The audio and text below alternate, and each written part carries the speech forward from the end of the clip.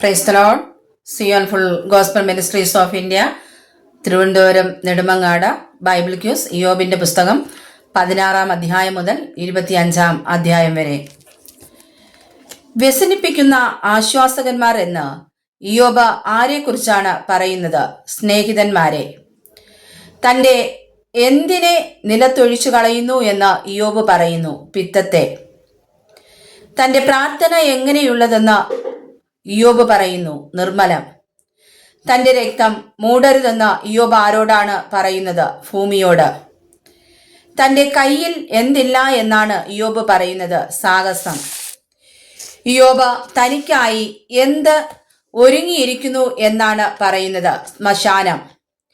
ഇയ്യോബിന്റെ കണ്ണ് എന്ത് കണ്ടുകൊണ്ടിരിക്കുന്നു? സ്നേഹിതന്മാരുടെ വക്കാണം. എന്നെ ജനങ്ങൾക്ക് പഴഞ്ചൊല്ലാക്കി തീർത്തു എന്ന് പറഞ്ഞതാര്? ഇയ്യോബ്. ഇയ്യോബിന്റെ അവയവങ്ങൾ എങ്ങനെയായി തീർന്നിരിക്കുന്നു? നിഴൽ.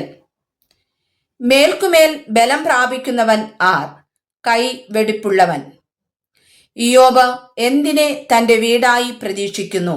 പാതാളത്തെ. നിങ്ങൾ എത്രത്തോളം മൊഴികൾക്ക് കുടുക്കു വയ്ക്കും?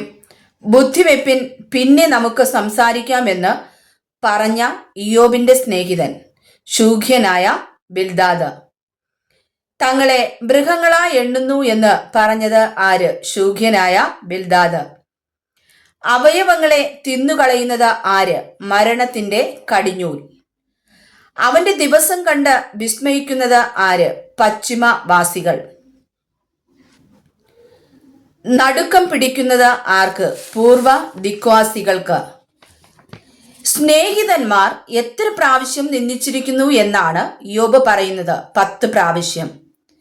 ദൈവം തൻ്റെ മേൽ നിന്ന് എന്ത് ഊരിയെടുത്തു എന്നാണ് പറയുന്നത്?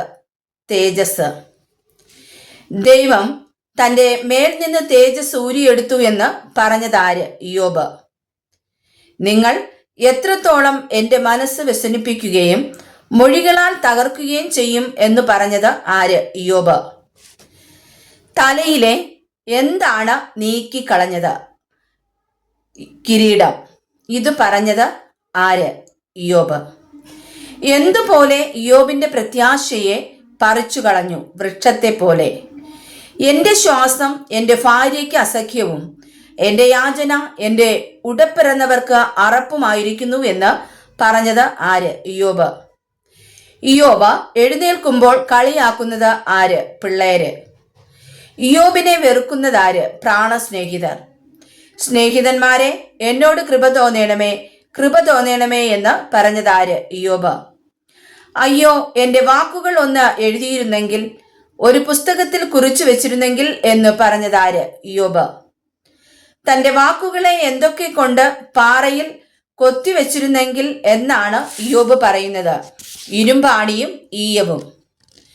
ത്വക്ക് നശിച്ചതിനു ശേഷം ദേഹസഹിതനായി ഞാൻ ദൈവത്തെ കാണും എന്ന് പറഞ്ഞത് ആര്? ഇയ്യോബ്. അന്യനല്ല, എൻ്റെ സ്വന്തം കണ്ണ് അവനെ കാണുമെന്ന് പറഞ്ഞത് ആര്? ഇയ്യോബ്. എൻ്റെ അന്തരംഗം എൻ്റെ ഉള്ളിൽ ക്ഷയിച്ചിരിക്കുന്നു എന്ന് പറഞ്ഞത് ആര്? ഇയ്യോബ്. വാളിനെ പേടിപ്പിൻ, ക്രോധം വാളിന്റെ ശിക്ഷയ്ക്ക് ഹേതു, ഒരു ന്യായവിധി ഉണ്ടെന്നറിഞ്ഞുകൊള്ളുവിൻ എന്ന് പറഞ്ഞതാര്? ഇയ്യോബ്. ഉത്തരം പറവാൻ എൻ്റെ നിരൂപണങ്ങൾ പൊങ്ങി വരുന്നു എന്ന് പറഞ്ഞ ഇയ്യോബിന്റെ സ്നേഹിതൻ ആര്? നയമാത്യനായ സോഫർ. ആത്മാവ് എൻ്റെ വിവേകത്തിൽ നിന്ന് ഉത്തരം പറയുന്നു എന്ന് പറഞ്ഞത് ആര്? നയമാത്യനായ സോഫർ. ആരുടെ ജയഘോഷമാണ് താൽക്കാലികം? ദുഷ്ടന്മാരുടെ. ആരുടെ സന്തോഷമാണ് ക്ഷണനേരത്തേക്കുള്ളത്? വഷളന്മാരുടെ. സ്വന്തം മലം പോലെ എന്നേക്കും നശിക്കുന്നത് ആര്? ദരിദ്രന്മാരോട് കൃപ യാചിക്കുന്നത് ആര്? ദുഷ്ടന്മാരുടെ മക്കൾ. ആരുടെ അസ്ഥികളിൽ യൗവനം നിറഞ്ഞിരിക്കുന്നു? ദുഷ്ടന്മാരുടെ മക്കളുടെ.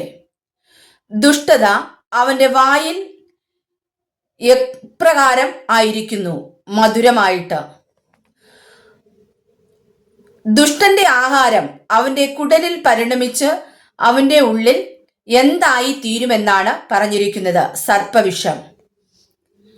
അവൻ എന്താണ് നുകരുന്നത്?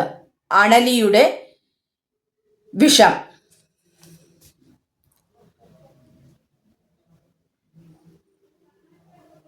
അവൻ ഡേഷ് ഒഴിഞ്ഞോടും, ഡേഷ് അവനിൽ അസ്ത്രം തറപ്പിക്കും. ഇരുമ്പായുധം ഒഴിഞ്ഞോടും, താമ്രചാപം അവനിൽ അസ്ത്രമായി തറപ്പിക്കും.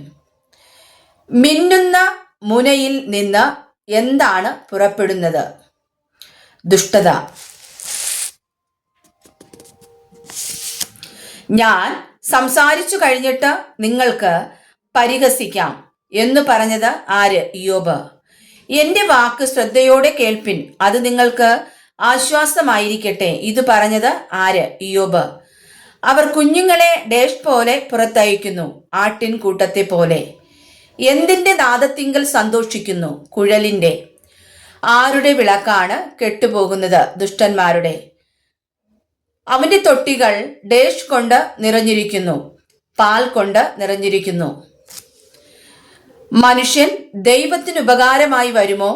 ജ്ഞാനിയായവൻ തനിക്കു തന്നെ ഉപകരിക്കുകയുള്ളൂ. ഇത് പറഞ്ഞതാര്? തേമാന്യനായ എലീഫസ്. നിന്റെ ദുഷ്ടത വലിയതല്ലയോ? നിന്റെ അകൃത്യങ്ങൾക്ക് അന്തവുമില്ല എന്ന് പറഞ്ഞതാര്? തേമാന്യനായ എലീഫസ്.